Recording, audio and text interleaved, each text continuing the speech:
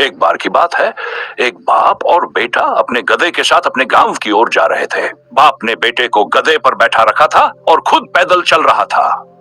कुछ समय बाद जब वे एक गांव से गुजरे तो वहां के कुछ लोग उन्हें देखकर बोले, कैसा बेटा है, खुद तो गधे पर बैठा हुआ है और अपने बुजुर्ग पिता को पैदल चला रहा है। यह सुनकर बेटा गधे से उतर गया और उसने अपने पिता को गधे पर बैठा दिया। अब बेटा पैदल चलने लगा और पिता गधे पर सवार हो गए।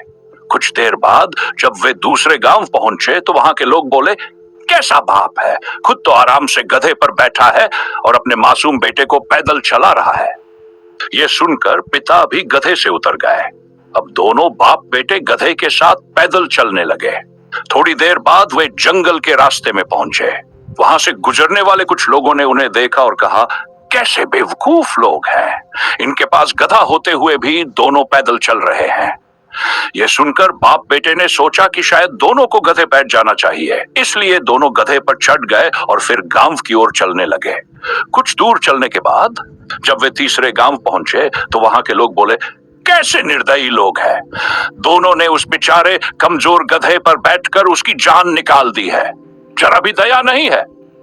यह सुनकर बाप बेटे परेशान हो गए। वे समझ गए कि अगर वे हर किसी की बातों को मानते रहेंगे तो कभी अपनी मंजिल तक नहीं पहुंच पाएंगे। इस कहानी से हमें यह सीख मिलती है कि दुनिया में हर किसी को खुश करना नामुमकिन है। लोग हमेशा कुछ न कुछ कहेंगे, इसलिए हमें अपनी समझ और विवेक से फैसला लेना चाहिए और अपने लक्ष्य पर ध्यान केंद्रित करना चाहिए। अगर हम दूसरों की बातों में उलझते रहेंगे तो न अपने काम पर ध्यान दे पाएंगे, न ही अपनी मंजिल तक पहुंच पाएंगे।